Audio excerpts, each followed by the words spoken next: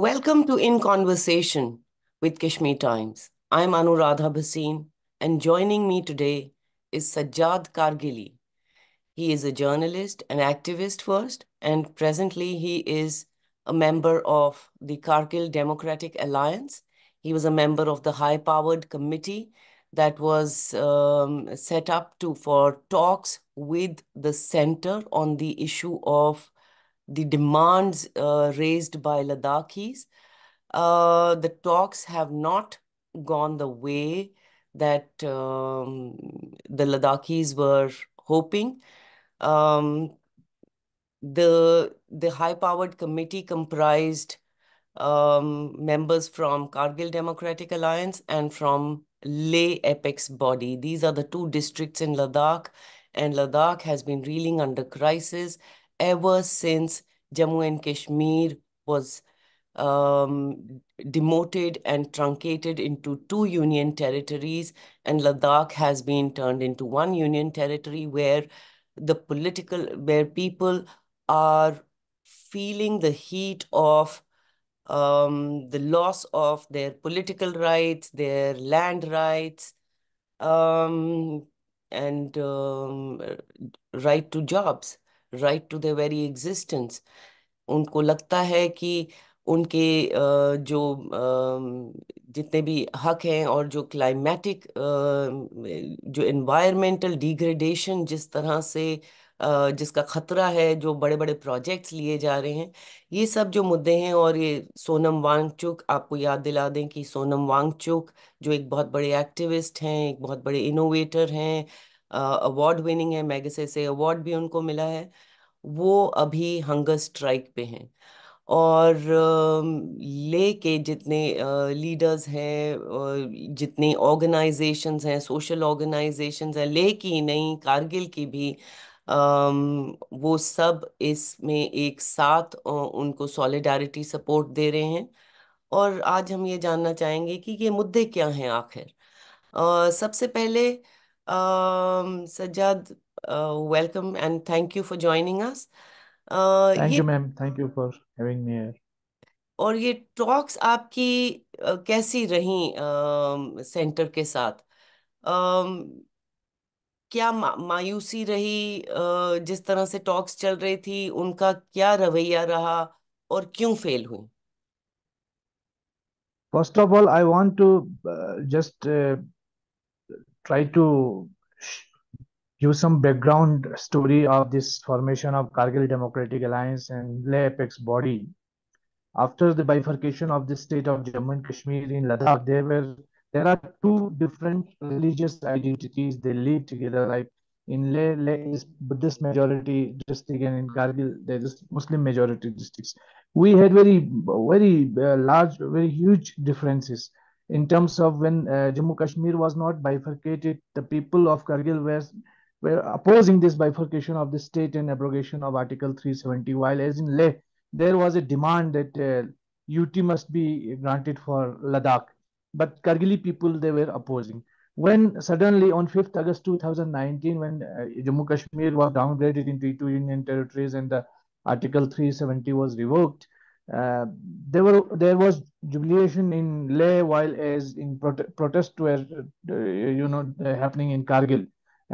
And the people of Kargil were opposing the abrogation of Article 370.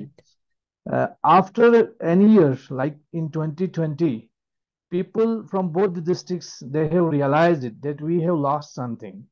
We need our future is on stake. हमारा मुस्तकबिल खतरे में है और ये महसूस किया they feel this thing that we need to come together under one roof. We need to have some deliberations within the community of Ladakhi community क्योंकि हमारी लैंग्वेज एक है, कल्चर एक है, आइडेंटिटी एक है, but we have only the difference is that is religious difference. इसके अलावा there is no such difference between the Ladakhis.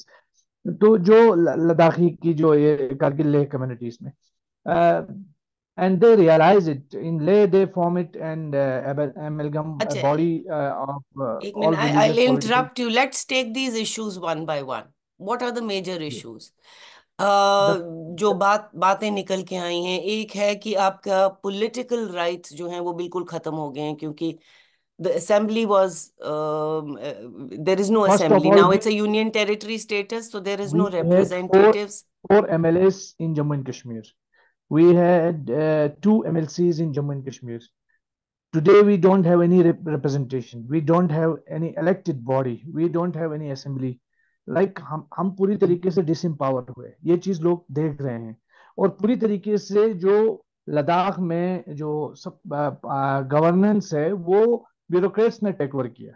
तो ये चीज जब देख रहे हैं लोग, ये फील रियलाइजेशन कर रहे हैं that there is no accountability at all. तो लोगों को लग रहा है कि हम एम्पावर नहीं, डिस एम्पावर हुए हैं। इसीलिए लोग ये महसूस करते हैं कि लद्दाख में कम से कम लेजिस्लेचर के पावर्स लद्दाखियों को मिले। इसीलिए apex body, Kargil democratic alliance, दोनों ने मिलकर स्टेटहुड की डिमांड सामने रखी और स्टेटहुड के लिए स्ट्रगल करने की उन्होंने ठान भरी। दूसरी बात यह है कि आर्टिकल 244(2) जो सिक्स शेड्यूल प्रोवाइड करता है ट्राइबल एरियाज को, जैसे मेघालय है, त्रिपुरा है, इसी तरीके से आसाम है। तो इन इन एरियाज में चार रियासतें हैं, इनमें जो सिक्स शेड्यूल है वो दिया गया है जो ट्राइबल पॉपुलेशन को प्रोटेक्ट करता है। और सेंटर के सारे जो कानून बनाए गए कानून है वो वहां इम्प्लीमेंट नहीं हो पाते हैं सिक्स शेड्यूल की वजह से। तो हम चाहते हैं, क्योंकि हमारी बहुत छोटी आबादी है, ले दे के 3 लाख की आबादी है और एरिया हमारा सबसे बड़ा है। एस्ट वाइल जम्मू कश्मीर की बात करें तो 60% जो एरिया है वो लद्दाख का है, लेकिन आबादी सबसे छोटी है। तो इसलिए हम चाहते हैं कि ये जो ट्राइबल स्टेटस है लद्दाख को वो मिले, because we have more than 90% tribal population in Ladakh. तो ये इस इन चीज को मद्देनजर रखते हुए, और ये चीज मैं आपको बताऊं और आपके व्यूवर्स को भी, कि यही चीज बीजेपी ने भी अपने मैनिफेस्टो में रखी। एक बार नहीं, जी। 2 बार हम लद्दाख को ट्राइबल स्टेटस देंगे। और ट्राइबल मिनिस्टर अर्जुन मुंडा ने रिकमेंड किया पार्लियामेंट्री कमेटी को कि लद्दाख जो है सारे क्राइटेरिया को फुलफिल करता है, इसलिए इसको सिक्स शेड्यूल दिया जाए। लेकिन उसके बाद भी नहीं मिले। तीसरी जो हमारी डिमांड थी, 4 साल में एक भी अभी तक, अभी जब मैं आपसे बात कर रहा हूं अभी तक एक भी लोकल लद्दाखी को गेजेटेड पोस्ट की रिक्रूटमेंट लद्दाख में नहीं अच्छा, हुई विल है। Will will come to that. आप सिक्स शेड्यूल की बात कर रहे थे, सिक्स शेड्यूल में क्या बदलेगा पॉलिटिकली, क्या बदलेगा? एक आपके पास पहले जैसे हिल डेवलपमेंट काउंसिल्स थी, एक लेह में जी हिल डेवलपमेंट काउंसिल थी, जी कारगिल में हिल डेवलपमेंट काउंसिल थी। जी इसका कुछ जी जी। बैकग्राउंड भी बताइए, ये रीसेंट डेवलपमेंट्स हैं। देखिए, हिल और डेवलपमेंट काउंसिल के जी। जो जो आप सिक्स शेड्यूल की बात करते हैं उसमें एडीसीज होते हैं, ऑटोनॉमस डिस्ट्रिक्ट काउंसिल्स, बिल्कुल हिल काउंसिल के ही पैटर्न पे होते हैं। लेकिन जो currently after the formation of UT जो हमारा हिल काउंसिल है, इसके पास इतने पावर्स है ही नहीं, ये भी तो पूरी तरीके से डिसएम्पावर हुआ है आज के डेट में। यूटी एडमिनिस्ट्रेशन जब यहाँ काउंसिल कोई क्योंकि लैंड सारी काउंसिल के पास है अकॉर्डिंग टू एक्ट, लेकिन अगर काउंसिल यहाँ से कोई लैंड अलॉटमेंट कर भी देता है तो वो यूटी एडमिनिस्ट्रेशन में बैठे हुए सेक्रेटरीज जो है वो काउंसिल के बनाए हुए पर्ची को जो है वो मार्क करके रद्द कर देते हैं, देते वो हैं। अलॉट नहीं करने देते। तो इस और 4 साल में बिजनेस रूल अभी तक डिसाइड नहीं हुए हैं कि whether these councillors, these elected representatives of Hill Development Council, they will function under the secretaries or the secretaries function under the council। इसका अभी तक कोई डिसीजन नहीं हुआ है। तो ये बिल्कुल हैंगिंग पोजीशन में है। मैं एक आपको एक छोटी सी मिसाल देता हूं, जैसे फॉर एग्जांपल लद्दाख यूनिवर्सिटी की मैं एग्जांपल के तौर पर बता रहा हूं कि लद्दाख जो यूनिवर्सिटी है, ना वो स्टेट यूनिवर्सिटी है, ना वो सेंट्रल यूनिवर्सिटी है। और कहा जाता है कि ये क्लस्टर यूनिवर्सिटी है। बट क्लस्टर यूनिवर्सिटी के जैसे उनके टर्म्स होती हैं कि हर एरिया में जो 15-20 किलोमीटर के रेडियस में जो कॉलेजेस हैं उनको अपग्रेड करने के लिए क्लस्टर यूनिवर्सिटी बनाई जाती है। लेकिन यहाँ एक कॉलेज आपको द्रास में है, दूसरा संस्कार में है, तीसरा नुब्रा में है, यानी 200-300 किलोमीटर दूर जो है वो कॉलेजेस हैं। तो ना ये क्लस्टर यूनिवर्सिटी के उसमें फॉल होता है, फिर भी एक यूनिवर्सिटी है। तो वैसे ही कौंसल का हिसाब किताब है। कौंसल में सीईसी साहब या एग्जीक्यूटिव काउंसलर्स लिखते तो हैं कि एमओएस स्टेटस या कैबिनेट मिनिस्टर स्टेटस ये लिखा होता है, लेकिन उनको वो इख्तियार या वो पावर्स वो एक्सरसाइज नहीं कर पाते हैं। तो इसलिए वो बेबस नजर आते हैं। वो ये बात हमने मिनिस्ट्री में भी उठाई अभी हाल ही और में। ये पहले पावर्स एग्जिस्ट करते थे जब जम्मू कश्मीर के डेफिनेटली करते थे, बिल्कुल 2019 से डेफिनेटली पहले? करते थे। उस वक्त क्या? मतलब फर्क था। एटलीस्ट सबसे पहली बात तो यह है कि एटलीस्ट लद्दाख के आदमी को ये इख्तियार होता था कि जम्मू कश्मीर जैसे स्टेट के चीफ मिनिस्टर को इलेक्ट करे। और कई बार ऐसा हुआ है कि लद्दाख के ही एमएलएस की वजह से जम्मू कश्मीर में सरकार गिरी है। तो ये तो हिस्ट्री है। लेकिन आज लद्दाख के लोग जो है, अभी आप यकीन नहीं मानेंगे, इससे पहले जो हमारे गवर्नर गवर्नर साहब थे, लेफ्टिनेंट गवर्नर, हमें आज तक नहीं पता कि वो हिंदुस्तान की किस स्टेट से आया था। तो ये तो हमें मालूम ही नहीं होता है। आज जो हमें रिप्रेजेंट करते हैं, जो हमारे हमारे लिए पॉलिसी बनाते हैं, वो लोकल लोगों को तो ऑन बोर्ड लेते ही नहीं है। तो ये चीज लद्दाखी लोगों को महसूस हो रही है। और हमारे वो साथी लोग जो लेह में स्ट्रगल कर रहे हैं, जिन्होंने काफी टाइम गुजारा यूटी दिलाने के लिए लद्दाख को, today they are saying that we were much better off in Jammu and Kashmir than in the union territory of Ladakh today. तो इवन ये फ्रॉम एक ले। फीलिंग है, ये सेंस ऑफ बिट्रेयल लोगों के अंदर है। इस चीज को मानना पड़ेगा। और यही चीज मैं खुद ने अमित शाह जी से जब मीटिंग में, क्योंकि मैं भी उसमें शामिल था, मैंने कहा सर आप लोगों ने तो डिसएम्पावर कर दिया, ब्यूरोक्रेट्स को हमारे सर पे बिठाया, और जो है वो आज हम पे राज करते हैं। हमारा जो जन प्रतिनिधि है उसकी तो कोई वैल्यू नहीं है। तो उन्होंने कहा उनका कोई बात क्या नहीं, हम जवाब था? कौंसल्स को, हाँ हम कौंसल्स को पावर दे देंगे। मैंने कहा सर कौंसल को पावर दे के क्या होगा, असेंबली दे दीजिए। तो उन्होंने कहा वो तो नहीं हो सकता है भैया, वो नहीं हो सकता है। तो ये एक क्लियर कट उनका पॉलिसी ये था कि लद्दाख को न छठा शेड्यूल लेना है, सिक्स शेड्यूल लेना है, और न ही लद्दाख को स्टेट या लेजिस्लेचर देना है। जिसके बाद सोनम वांगचुक जो क्लाइमेट एक्टिविस्ट हैं, उन्होंने ये ठान भरी कि मैं अब ये डिसीजन लेता हूं कि मैं प्रोटेस्ट करता हूं। 21 दिन का अनशन पे वो गए हैं। हालांकि सबको पता है, पूरा देश जानता है, इस वक्त हिंदुस्तान में model code code of conduct लागू है, कोई डिसीजन नहीं हो सकता है। लेकिन अवेयरनेस फैलाना, लद्दाख के लोगों को अवेयर करना और पूरे देश के लोगों को अवेयर करना बहुत जरूरी था लद्दाख के इस संदर्भ में, इन इश्यूज को लेकर। जी, अवेयरनेस की आपने बात की। Let us talk about other issues and important issues. ये एक क्लाइमेट एक्टिविस्ट के कंसर्न्स हैं, जिसकी वजह से एक हंगर स्ट्राइक शुरू हुई। आई मीन और कंसर्न्स भी हैं, लेकिन वो क्लाइमेट को लेके, एनवायरनमेंट को लेके वो क्या कंसर्न्स हैं? बात की जा रही है कि लैंड के जो राइट्स हैं, वो अब सिर्फ प्रिविलेजेस लद्दाखीज के नहीं हैं, वहां से बाहर से लोग अब आ सकते हैं। और ये किस तरह से वहां पे एक इकोलॉजिकली एक डिजास्टर पैदा कर सकता है। बात की जा रही है कि बड़े बड़े प्रोजेक्ट्स शुरू किए गए हैं। आप कुछ प्रोजेक्ट्स का बता सकते हैं और उससे क्या हो रहा है लद्दाख के अंदर? देखिए अभी रिसेंटली हमने जोशीमठ का देखा, कितनी तबाही वहां मची। उससे पहले सिक्किम उत्तराखंड में में। हमने देखा जी। फ्लैश, हाँ फ्लैश फ्लड की वजह से सिक्किम में जो तबाही हुई। लद्दाख का भी इन्वायरमेंट बिल्कुल ऐसा ही है, बहुत फ्रिजाइल इन्वायरमेंट है। आपको याद होगा कि 2010 में आधा लेह फ्लड्स। सिटी जो है वो फ्लैश फ्लड की जद में आया था। वो बुरी तरीके से लोग जो है वहाँ वो प्रभावित हो रहे थे। लेकिन आज हम देखते हैं कि किस तरीके से लोगों के साथ एक नाइंसाफी हो रही है, कि हमारे इन क्लाइमेट के इश्यूज है, हमारे जो कंसर्न्स है, उसको सरकार दरकिनार करके जो पॉलिसीज बना रही हैं। हालांकि अभी हाल ही में एक इंडस्ट्रियल पॉलिसी सामने आई, जो हमारे काउंसिल्स को, हमारे जो स्टेक होल्डर्स को, उनको ऑन बोर्ड लिए बगैर जो है ये पॉलिसी दे देगी। दूसरी जो पॉलिसी इन्होंने लाई, जैसे आप जम्मू कश्मीर में ऐलान 38 के तहत जो काश्त की जमीन होती थी, उसमें तहसीलदार को यह इख्तियार होता था कि वो रिपोर्ट दे दे कि ये फिलान शख्स जो है ये जमीन काश्त कर रहा है। उसके बाद वो उस पर इख्तियार रखता था, वो उसको काश्तकारी के लिए इस्तेमाल, जिसे नवतोड़ का कानून कहते हैं। तो उस नवतोड़ के कानून में इन्होंने टेक्निकली ये खेल खेला है कि तहसीलदार से वो सारे पावर्स लेके डिप्टी कमिश्नर को दिए गए हैं।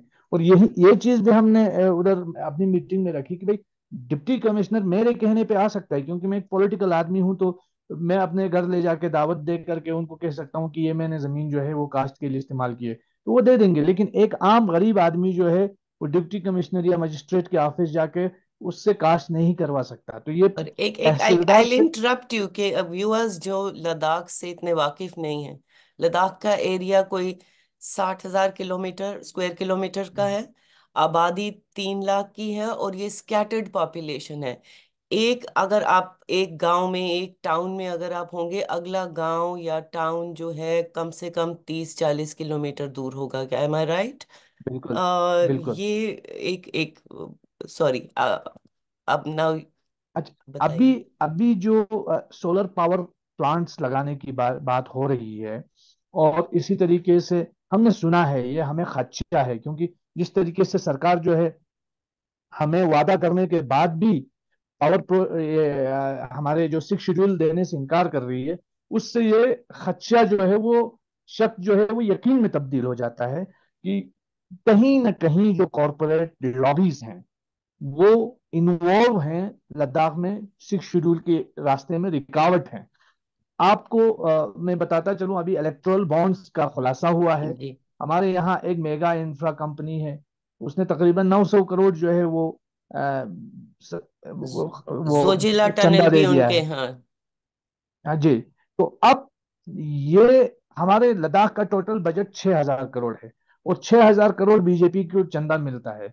तो आप अंदाजा करें कि लद्दाखी लोगों की वॉइस की कितनी वैल्यू रहेगी, जब इस तरह की बड़ी बड़ी कंपनीज जो कॉरपोरेट लॉबीज हैं वो गवर्नमेंट को जरूर इन्फ्लुएंस करेंगी। और आइंदा आने वाले सालों में हमें डर है कि यहाँ जो बड़ी बड़ी कंपनियों के नाम पे, बड़े बड़े इंडस्ट्रीज के नाम पे आएंगे, और इससे हमारे मुस्तकबिल को, हमारे इन्वायरमेंट को, ग्लेशियर्स को खतरा होगा।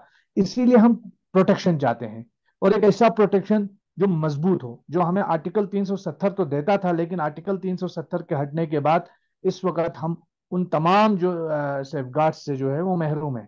तो सिक्स शेड्यूल एक ऐसा प्रोविजन है, ऐसा कानून है जिसके तहत हम अपनी जमीनों को बचा सकते हैं और तहफ्फुज दे सकते हैं। तो ये चीजें हैं। और दूसरी चीज है, जैसे हमने सुना है, मतलब इस बारे में हमें पूरी जानकारी नहीं है, लेकिन बहुत सारे सरकार के दरमियान काम करने वाले बहुत सारे ऐसे लोग हैं जो वक्तन फवक्तन लद्दाख के लिए दर्द रखते हैं, पेन रखते हैं। तो हमें ये इंफॉर्मेशन मिलती है, जैसे डीएलएफ अप्रोच कर रहा है, जैसे महाराष्ट्र के की कुछ कंपनियां जो है वो लद्दाख में इन्वेस्ट करना चाहती हैं। तो ये इन्वेस्टमेंट के नाम पे जो चीजें हो रही हैं, मुझे लगता है इन चीजों पर लद्दाखियों को बहुत सारा एप्रीहेंशन है, और इसी एप्रीहेंशन के चलते लद्दाखी जो है आज अपने जमीनों के हुकूक की और उसके सेफगार्ड की बात कर रहे हैं। जमीन भी है, मिनरल्स भी हैं, रिसोर्सेज भी हैं, बिल्कुल, वाटर नेचुरल रिसोर्सेज भी रिसोर्सेज भी हैं। है, माइनिंग का खतरा है, मेडिसिनल प्लांट्स है, वहाँ बहुत सारी चीजें हैं जो अनएक्सप्लोर्ड है। लद्दाख जो है अभी तक एक्सप्लोर नहीं हो पाया है इस सेंस में। एक और चीज जो आपकी पीएससी की डिमांड है, पब्लिक सर्विस जी कमीशन की, जी और जी। आपके यूथ को जॉब्स नहीं मिल रहा है, उस पे आप इलेबोरेट करेंगे? देखिए, जब हम सरकार के साथ बात कर रहे थे तो इन्होंने कहा कि किसी भी यूटी के अंदर जो है वो उनका अपना पब्लिक सर्विस कमीशन नहीं है, और हम्म। इन सब का एक ही कैडर है, वो डेनिक्स के अंदर है।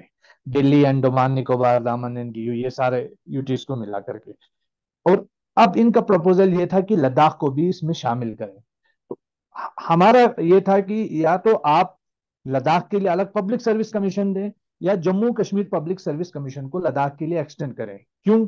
दो दो वजूहात थी। पहली वजह यह थी कि जम्मू कश्मीर हाई कोर्ट और लद्दाख का हाई कोर्ट एक ही है आज भी। और जो जम्मू कश्मीर हाई कोर्ट जो है वो लद्दाख के लिए भी रिक्रूटमेंट करता है, मुंसिफ की पोस्ट होती है तो वो जेकेपीएससी ही लद्दाख के लिए भी रिक्रूटमेंट कर देता है। पहली चीज। दूसरी ये है कि लद्दाख और जम्मू कश्मीर दोनों एक ही माँ के दो बेटों की तरह है, और करंट स्टेटस जम्मू कश्मीर का भी यूटी ही है।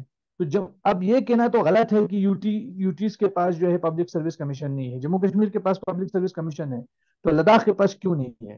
तो ये एक चीज थी। और उसमें Jammu Kashmir public service commission में लद्दाख का भी हिस्सा है, तो आप इसको एक्सटेंड कीजिए, या फिर आप लद्दाख को अलग से कैडर दीजिए।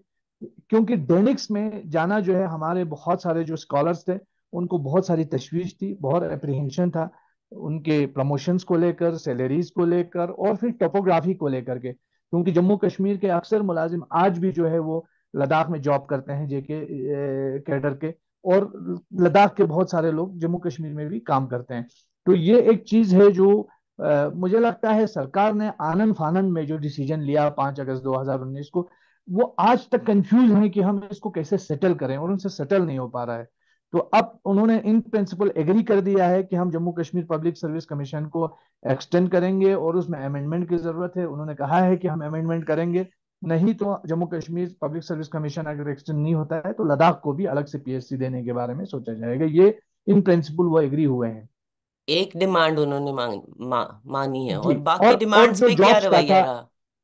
जॉब्स पे था कि जैसे मैंने आपको पहले भी कहा कि अ, अभी 4 साल गुजर गए हैं, not a single Ladakhi has been recruited for gazetted post, एक भी नहीं। तो मुझे तो यहाँ जो पीएचडी, आज आपने एक रिपोर्ट पढ़ी होगी, यहाँ 48% जो लद्दाख में लोग हैं उनको हाइपरटेंशन, ये आज की एक न्यूज रिपोर्ट है जिसमें कहा गया है कि ये इंडिया में सबसे हाईएस्ट है कि 48% के को जो है वो हाइपर टेंशन है। और मुझे जो लगता है कि इसमें अक्सर जवानों की है जिनके पास जॉब्स नहीं है, जो दिल्ली में पढ़ के आते हैं, बहुत गरीब घरों से जाते हैं, दिल्ली में पढ़ के आते हैं, जम्मू में पढ़ा है और हिंदुस्तान के दीगर एरियाज में पढ़ के आए हैं, लेकिन आज उनके हाथों में जॉब नहीं है। यहाँ हमारे यहाँ जब यूनियन टेरिटरी बनाई तो इन यूटी वालों ने 300 गाड़ियां खरीदी। 300 ड्राइवर इनके यूटी में नहीं होंगे, पूरे यूटी में। लेकिन ये बिल्कुल लूट है ना, लोगों के हुकूक की पामाली है। तो इन्हीं चीजों को हम महसूस करते हुए अकाउंटेबिलिटी की बात करते हैं, इनजस्टिस की के खिलाफ जो आवाज उठाते हैं, हम कहते हैं हमारे बच्चों को नौकरियां दे दो, हमारे बच्चों को रोजगार दे दो, और फिर हमारे जमीनों को तहफुज दो, ग्लेशियर को तहफुज दो, और हमें रिप्रेजेंटेशन दे दो। कोई चीज ऐसी नहीं है जो एम्बिट ऑफ कॉन्स्टिट्यूशन से बाहर हम मांग रहे हैं। लेकिन मुझे समझ में नहीं आता है कि सरकार क्यों उसके बावजूद भी जो है आंख बंद कर देगी। और जो सिक्स शेड्यूल की बात है वो उनके अपने मैनिफेस्टो में है, उनकी अपनी प्रोमिसेस में है, बट वो एक उस बार पे नहीं, भी 2 बार, 2 बार उन्होंने अपने मैनिफेस्टो उस में पे भी रखा। वो और नॉन कमिटल है अभी। ट्राइबल अफेयर्स मिनिस्ट्री ने रिकमेंड भी किया है गवर्नमेंट को कि भाई लद्दाख फिट बैठता है, तमाम क्राइटेरिया फुलफिल करता है, यहाँ की मोर देन 90% पॉपुलेशन ट्राइबल है, तो इसके लिए 50% जो है पॉपुलेशन जहाँ ट्राइबल होती है वहां आप 6 शेड्यूल दे सकते हैं। तो ये तो 90% पॉपुलेशन ट्राइबल है, यहाँ क्यों नहीं दे सकते हैं? तो सरकार जो है का न देना हमें इस शक में मुब्तला करता है कि कहीं ना कहीं जो बड़े बड़ी जो लॉबीज हैं वो इसमें इन्वॉल्व ना हो, ये इस बात का खदशा है।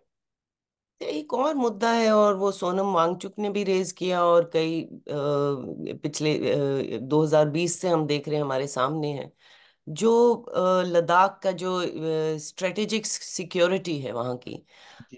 बॉर्डर का इलाका है, एक तरफ चाइना है, एक तरफ पाकिस्तान का बॉर्डर पड़ता है। तो उसको लेके भी खदशात हैं कि ये क्या हो रहा है, क्योंकि चाइनीज ट्रांसग्रेशन काफी हो चुका है लद्दाखी टेरिटरीज में, जहाँ पे वो चांगपाज और पेस्टोरल कम्युनिटीज हैं वो अपने जो ट्रेडिशनल हैबिटेशंस है उसमें नहीं जा सकती, या पेस्टोरल लैंड्स को एक्सेस नहीं कर पा रही हैं। तो ये भी एक एक इशू है लद्दाख में, और कितना बड़ा इशू है? मुझे लगता है एक बहुत कंसर्निंग इशू है। हालांकि ईस्टर्न लद्दाख की जहां तक बात करें, मैं उस एरिया में कभी गया नहीं हूं। हालांकि वहां के काउंसलर जो है वो बार बार इस बारे में वो आवाज उठाते रहते हैं कि पोस्टल लैंड की तरफ जो है लोगों को जाने नहीं दिया गया। पिछली बार एक वीडियो भी वायरल हुआ था, आपने देखा होगा, जहां जी। चाइनीज पीएलए के सोल्जर्स के साथ लद्दाखी कन्फ्रंट भी कर रहे थे। और मजाहिया बात यह है कि जब इस तरह का कोई वीडियो वायरल होता है तो बड़ा लद्दाखियों की बहादुरी के किस्से और गीत गाए जाते हैं। लेकिन जब इन्हीं यही लद्दाखी सड़कों पे उतर के राइट्स मांगते हैं तो उस वक्त सारा मीडिया जो है वो चुप हो जाता है। तो ये बड़ा मतलब ये डबल स्टैंडर्ड हमारे लोगों के साथ होता है। आज आप देखें, मैं, आप बहुत अच्छे से जानते हैं इस रीजन को, इस इलाके को, यहाँ के लोगों के हालात से वाकिफ हैं आप। 47 से लेकर 99 तक कई बार यहाँ बॉर्डर बदले, आपने खुद देखा भी है। और हर बार लद्दाखी के पास चॉइस रहती थी कि वो बॉर्डर के इस तरफ रहे या उस तरफ रहे। लेकिन लद्दाखी लोगों ने बाई चॉइस अपने आप को हिंदुस्तानी माना, उनके ऊपर कोई कंपल्शन नहीं था। बाई चॉइस अपने आप को हिंदुस्तानी माना, इसलिए माना क्योंकि हिंदुस्तान का एक आइन था, एक जमहूरियत थी जिसमें हर किसी को अपनी बात रखने का अधिकार था। आज लद्दाख की दो माइनॉरिटीज कहते हैं कि हमें डेमोक्रेसी दे दो, जिस डेमोक्रेसी की बात हमारे प्राइम मिनिस्टर पूरी दुनिया में जाके बोलते हैं कि हमारे डीएनए में लोकतंत्र है। लेकिन लद्दाख जैसे इस सेंसिटिव रीजन को, जहां एक तरफ आपने कहा कि चाइना है, एक तरफ पाकिस्तान है, वहां हमसे डेमोक्रेसी दी नहीं जा रही है, रिप्रेजेंटेशन दी नहीं जा रही है हमसे जो ऑलरेडी थी वो भी छीनी जा रही है। तो ये बड़ा हमारे लिए एक हमें सेंस ऑफ एलिनेशन इस चीज से हमें फील हो जाता है।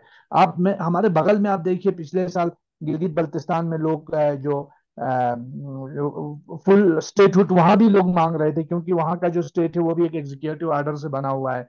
लोग अनाज के लिए, गुंदुम के लिए लड़ रहे थे, 14 पॉइंट एजेंडा लेकर वो भी लड़ रहे थे अपनी जमीनों के लिए। तो वहां बराए नाम ही सही एक असेंबली तो है, और लद्दाखियों को जो असेंबली में फुल फ्लेज राइट था वो छीन लिया गया।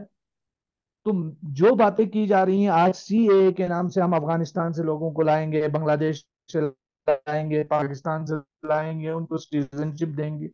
भाई पहले जो ऑलरेडी यहाँ एग्जिस्ट करते हैं हम लोग, हमें तो हमारा राइट दे दो, हमारे यहाँ तो डेमोक्रेसी बहाल करो, हमें तो रेस्टोर करो डेमोक्रेसी। जैसे हम मीटिंग में थे तो किसी वहां पे एक पॉलिटिकल फिगर थे, उन्होंने हमसे पूछा कि भाई विकास तो बहुत हुआ ना आपके यहाँ। मैंने कहा विकास तो चाइना में भी है, जहां जहां डिक्टेटर्स हैं वहां भी विकास है।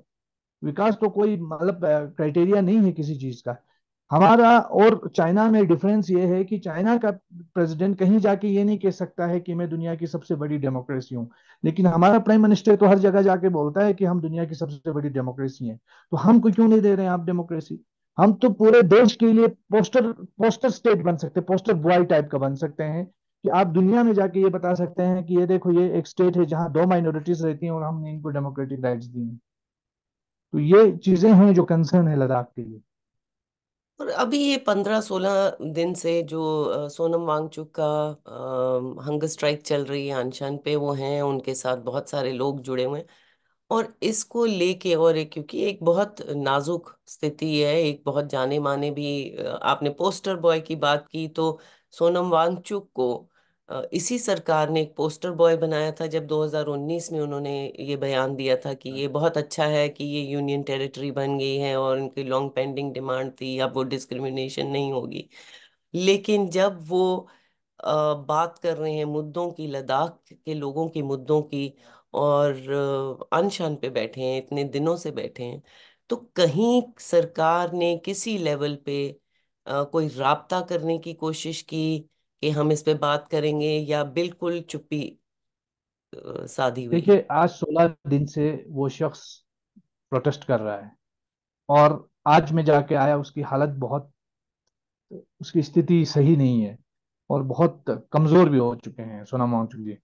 और आपने बिल्कुल सही कहा, ये वही सरकार है जिसने, और ये वही मीडिया है जिसने इनको एक टाइम में पोस्टर बॉय भी बनाया। लेकिन आज जब जब यही सोनम वांगचुक ने कहा था कि चाइना के बाइकॉट का कॉल दिया था, तो पूरा हिंदुस्तान ने इनकी आवाज को एक इम्पोर्टेंस देके हर मीडिया ने जी। ब्रेकिंग न्यूज के तौर पे चलाया था। लेकिन आज यही सोनम वांगचुक जो है अनशन पे बैठे हुए हैं, जिंदगी और मौत की लड़ाई लड़ रहे हैं। भारत सरकार में दिल्ली में बैठे हुए तो दूर की बात, यहाँ यूटी एडमिनिस्ट्रेशन के एक अफसर भी आके जो है वो खबर पूछने की वो जरूरत जहमत नहीं कर रहा है। ये शर्म की बात है। और इससे ये पता चलता है कि ये सरकार आपकी है कि नहीं है। अगर वो जन प्रतिनिधि की चुनी हुई सरकार होती तो जरूर वो आते, कम से कम लोगों के डर से आते। लेकिन अनअकाउंटेबिलिटी है, अकाउंटेबिलिटी नहीं है, ब्यूरोक्रेट्स हैं, उनको पता है कि मेरा कुछ होने वाला नहीं है, ज्यादा से ज्यादा यहाँ से ट्रांसफर होकर दूसरी जगह जाएंगे। इसीलिए भी हम ये चाहते हैं कि डेमोक्रेटिक राइट्स लोगों को मिले। आज सोनम वांगचुक पिछले आज 17 दिन मुकम्मल हो गए, अनशन 21 दिन तक चलेगा। तो ये मुझे लगता है कि इससे और ज्यादा लोगों के अंदर गुस्सा और एहसास महरूमी लोगों के अंदर है इन चीजों की वजह से। कोई डर का माहौल भी है? क्योंकि कुछ सुनने में आया है, कुछ इंसिडेंट्स ऐसे हुए जहाँ पे कुछ यूथ को डराया गया, धमकाया गया एडमिनिस्ट्रेशन की तरफ से कि आप इस प्रोटेस्ट में शामिल नहीं होंगे। हमारे जो एपेक्स बॉडी के सहयोगियों ने हमें एक दो बार इस बारे में कहा कि लेह में जब कुछ टूर्नामेंट के दौरान जब लड़कों ने 6 शेड्यूल की कह के जो है आवाजें दी, तो उनको बाजाब्ता जो है हैरेस किया गया, और इस तरह की चीजें हुई। अभी लास्ट टाइम सोनम वांगचुक के अनशन में भी कुछ स्टूडेंट्स आए, और जब वो आने के लिए निकले तो कहा गया कि उनको कि भाई कल आपको क्लास अटेंड करनी है और इम्पोर्टेंट क्लास होने वाली है। तो इस तरह के बहानों से उनको कि आपको मार्क्स नहीं मिलेंगे, आपको जॉब्स नहीं मिलेगी, आपकी नौकरियों को खतरा रहेगा, आपके करेक्टर जो है वो ठीक नहीं रहेंगे, तो वो करेक्टर सर्टिफिकेट आपको नहीं मिलेगी। इस तरह की चीजें हमने सुनी है कि इस तरह से लोगों को जरकोब करने की या उनको कंट्रोल करने की कोशिश की जा रही है। लेकिन एक चीज है कि इस वक्त बहुत सारे लोग अपने काम काज छोड़ के, अपना घर छोड़ के लेह में जो है वो अनशन पे बैठे हुए हैं। हर रात को 200 300 लोग वहां सोते हैं, और दिन में 1000 1500 2000 लोग जो है वो आके जाते हैं। मुझे लगता है ये जो प्रोटेस्ट है, ये कम होने के बजाय बढ़ रहा है। और अब ये डिमांड से सेंटिमेंट की सूरत अख्तियार कर गया है, डिमांड से एक एस्पिरेशन की सूरत बन चुकी है इनकी। और ये इसलिए भी बन चुकी है क्योंकि ये इलाका ऐसा है, ये एक बहुत फ्रेजाइल जैसे एरिया है। यहाँ का क्लाइमेट इस बहुत हार्श है। यहाँ की जो पहाड़ी जो इलाका है, टोपोग्राफी उसकी बहुत डिफिकल्ट टेरेन है, जिसको नेगोशिएट लोग रोज बरोज करते हैं, और उनको पता है कि उनकी एग्जिस्टेंस इन्हीं पहाड़ों से है, इसी लैंड से है, और उनके हक हक से है, उनके जमहूरी हक से कनेक्टेड है। तो क्या कोई, is there an attempt to, there are several other Himalayan belts and within India, even outside, is there an attempt to connect with them, network with them? क्योंकि उनकी भी सिमिलर प्रॉब्लम्स हैं, वो भी सिमिलर इश्यूज के साथ deal कर रहे हैं। कुछ एरियाज में सिख शेड्यूल है, या कम से कम कुछ किस्म की डेमोक्रेटिक राइट्स वहाँ एग्जिस्ट करते हैं, जो अभी आप कह रहे हैं कि लद्दाख में नहीं एग्जिस्ट कर रहे हैं। कहीं आप एक अपने आप को मोबिलाइज करने के लिए, अपने आप को स्ट्रेंथन करने के लिए, are there attempts to reach out to other Himalayan regions? बिल्कुल। हम तो हर पैगाम में और जितने भी कॉन्टेक्ट्स हैं उन सब के जरिए कोशिश करते हैं कि दूसरे जो रीजन से, खासकर हिमालयन बेल्ट से लोगों का समर्थन मिले, सहयोग मिले। और हमें बहुत खुशी है कि हिमाचल प्रदेश से काफ़ी अच्छा हमें रिस्पांस मिल रहा है। बहुत सारी जगह ऐसी हैं जहां हमें मुंबई से और फिर केरला से भी लोग सपोर्ट कर रहे हैं, इंडिविजुअल लेवल से लेकर ग्रुप की शक्ल में। आज ही सुबह बंगाल से एक ग्रुप ने हमें राबिता किया, और वो कह रहे थे कि हमारे 2 4 संगठन मिल के हम लद्दाख के लिए अनशन रखना चाहते हैं, आपके मूवमेंट से जुड़ना चाहते हैं। तो ये चीजें जो है वहाँ लेह में भी मैंने सुना कि बहुत सारे लोगों ने इस चीज की तरफ जो है वो अपनी बात कही। और आपको इनफैक्ट एक चीज बताऊं कि 2 3 दिन कबल टाइम स्क्वेयर पे लद्दाखी लोगों ने जमा होकर के इस बात को सामने रखा, लद्दाख में सिक्स शेड्यूल की डिमांड की, स्टेटहुड की डिमांड की। तो मुझे लगता है इससे मोबिलाइजेशन बहुत तेजी से हो रहा है और लोगों तक पैगाम पहुंच रहा है। लेकिन अब जरूरत इस बात की है, क्योंकि देश में सिर्फ अभी यहाँ तो एक बात होती है कि ईवीएम हैक होने की बात होती है, लेकिन एक ऐसा सेक्शन भी है जिनका ईवीएम नहीं, जिनका दिमाग भी हैक हो चुका है। वो उन उन लोगों तक बात पहुंचेगी कि नहीं, इस बात का हमें डर है। लेकिन बाकी आम जितने भी हिंदुस्तान में लोग हैं वो इन चीजों को समझते हैं। वो इसलिए नहीं कि लद्दाख में सोनम वांगचुक को पॉलिटिकल राइट या डेमोक्रेटिक राइट मिलता है कि नहीं, इसलिए कि लद्दाख का ग्लेशियर जो है आपको भी इम्पैक्ट कर सकता है। लद्दाख की पहाड़ियां अगर तबाह होंगी, उसका असर मेनलैंड इंडिया पर भी पड़ेगा। तो ये सिर्फ लद्दाख का कंसर्न नहीं है, ये पूरे इस रीजन का कंसर्न है, इस हिमालयन रीजन का कंसर्न है। इस हिंदुस्तान के आधे जो रियासतें हैं वो इन ग्लेशियर से पानी हासिल करके जो है आबाद सैराब होती हैं, तो इनका भी इशू है। Thank you so much for putting it in a perspective. Thank you. Thank you. Thank you.